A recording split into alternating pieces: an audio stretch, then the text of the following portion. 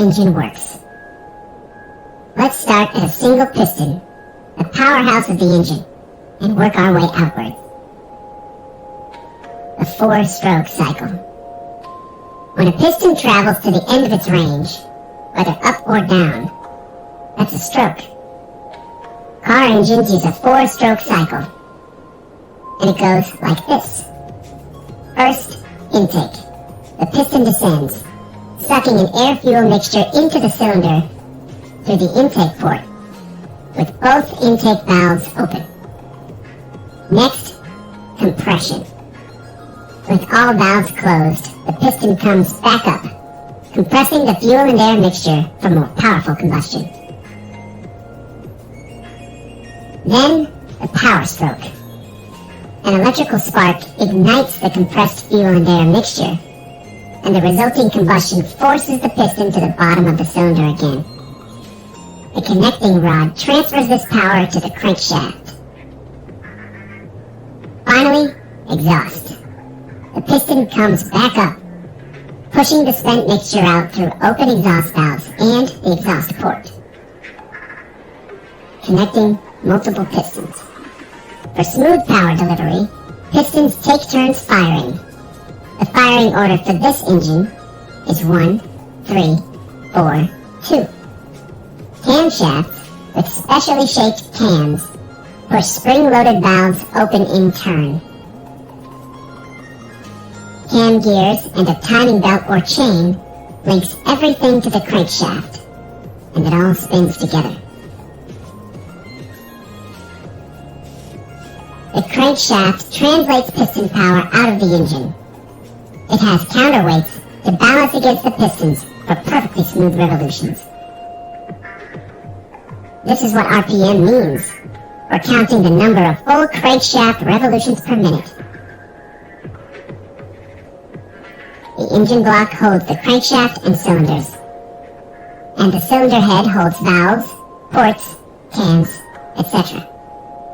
The geared flywheel sits at one side of the crankshaft for connection to a transmission. It's also where the starter connects to the system.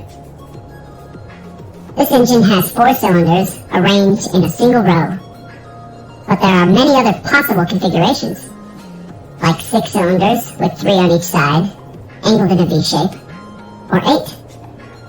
Despite different design goals, the basic engine parts are all there.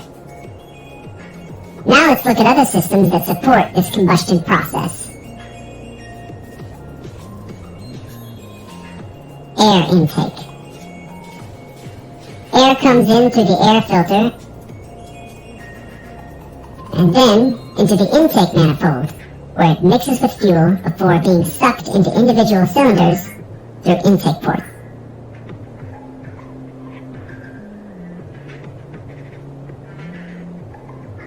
Fuel.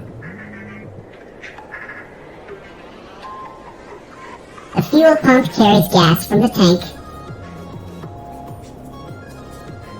through a fuel filter to the engine, where fuel injectors emit a precisely timed spray of gas into the intake port.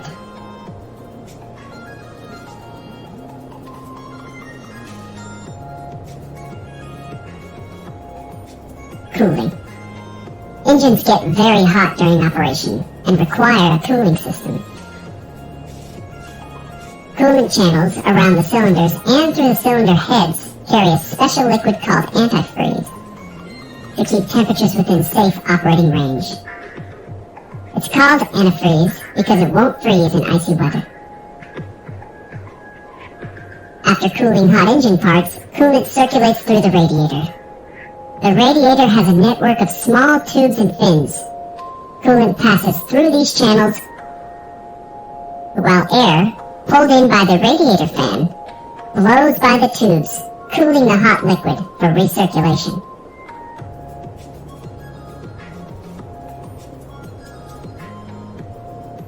A water pump keeps the coolant system flowing and properly pressurized. The thermostat regulates coolant temperature by either routing coolant back through the engine or to the radiator for further cooling. Electrical.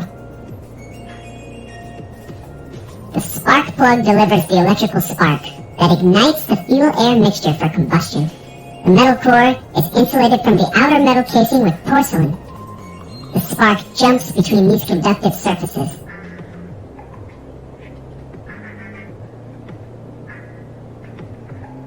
The coil pack delivers electrical current to the spark plugs as directed by the ECM, or Engine Control Module.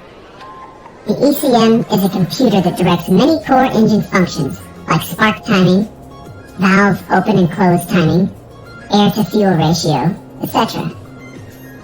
The alternator works like a power generator, converting the engine's mechanical energy into electricity to charge the battery or run other electrical systems while the engine is running.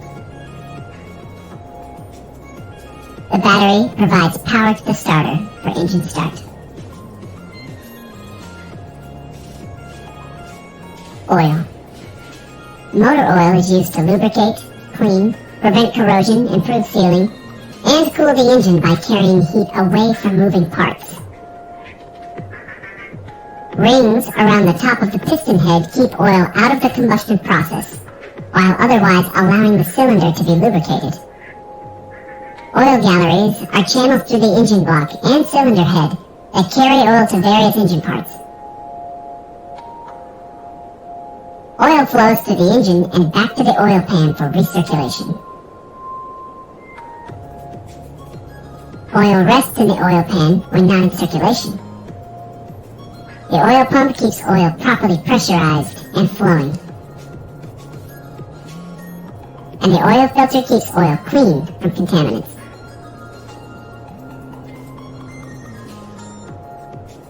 Exhaust.